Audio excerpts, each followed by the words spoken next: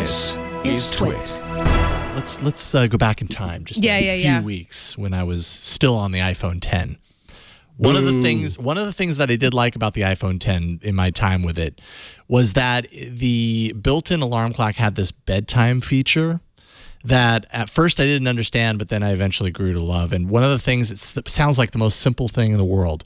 One of the things I really loved about it is you told it how much time was your ideal amount of sleep, and you told it the time that you have to wake up in the morning, and it would check in with you about a half an hour prior to when your bedtime would need to be in order for you to get your ideal amount of sleep.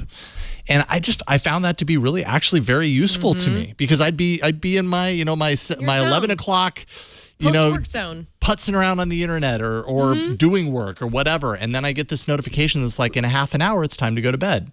And that would totally switch my way of thinking, and it would actually, I would get to bed on time instead of staying up until 12:30 and being tired the next day.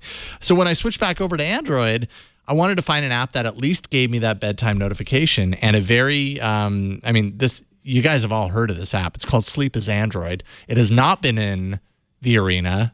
I used our fancy tool, and it did not show it. And I'm very surprised that it hasn't. I thought I brought it to Arena, which is why I never brought it. Yeah, I know. There's all these little secret hidden gems in there that have not been brought to the Arena, even though you may think that they have. But anyways, it's a great alarm clock app, and I've actually really enjoyed getting into it and everything. It does a lot more than just alarm clock. Wow, they remodeled it. Yeah, they've updated the view of it. You got little material design splashes throughout and everything. But Sleep as Android is an alarm clock app first and foremost, right? Like, you can set your alarm however you like, at whatever days. You can also set it so that when you're waking up, you have different things like a CAPTCHA or this smart period here, which can kind of analyze your sleep as you're sleeping and smartly wake you up within the right sleep phase, if that makes sense. I kind of set that to 10 minutes because I don't want a whole lot of... Yes, exactly. But what's kind of cool about that, right, like, is when I go to bed, there's this little button down here. I hit that, and now it's sleep tracking. It turns off the wireless signal on my phone while I'm going until I wake up the next morning. I set it down so that my microphone's kind of facing the bed, and it actually tracks the noise that you make throughout the night to understand if you're getting a good night's sleep, and to kind of give you a little bit of indication. Of course, I'm talking right now, so it's like, what are you doing? You're not sleeping very well right now. Let me stop that. Delete it. But what you end up with day after day is this kind of like graph that kind of shows you how much deep sleep you got. 51% of my sleep last night was what it would consider deep. I did not snore, so that's good. I don't usually snore, but you never know. And then you can rate it if you really want to get detailed in there and actually kind of place some metrics around your actual sleep.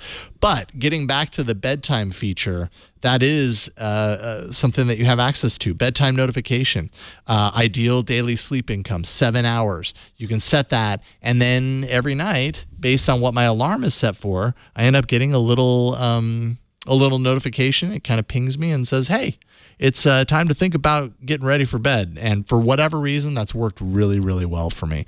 So that's just one of the many features. There's obviously a lot of stuff. You can sync it to Android Wear. So if you're wearing a Wear device, it can kind of help track your sleep at more detail while you're sleeping. There's a lot of that kind of quantified self sort of stuff. You can record your sleep so that later you can hear what you sound like on those moments where you're really disrupted in sleep. You can go back and check it out. Or if you're talking in your sleep. Maybe you're talking, or sleep apnea, or whatever the case may be.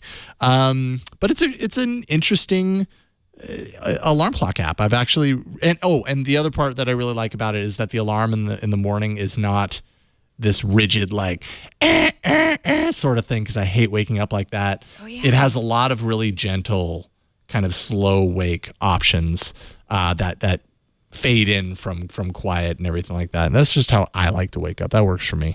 And you've got those options here too. So it's called Sleep as Android. Whole bunch more functions that I have not detailed here.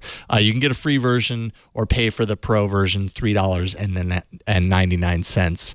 And manage your sleep quality.